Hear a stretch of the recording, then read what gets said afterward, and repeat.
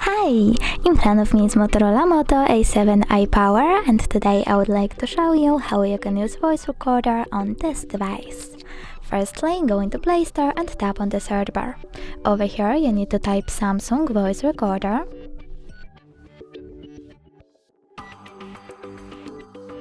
And download this app from this developer. Following that, tap on Open.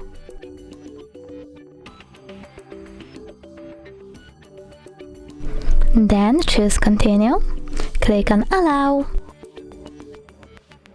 and choose Yes, I agree over here. Now finally you can click on this red button to start your recording. You can pause it and unpause it using the same one. If you wish to end your recording, click on the right button over here and choose Save at the top right corner. As you can see, my recording was successfully created. You can always click on those three dots over here and select Rename. Then you may rename your recording, however you like to. Select OK to save it. And as you can see, now it's renamed. If you wish to delete it, you can always hold it. Click on this bin icon over here and select Delete to confirm your choice. Thanks so much for watching. If you enjoyed this video, smash that like button, comment and definitely subscribe. Bye!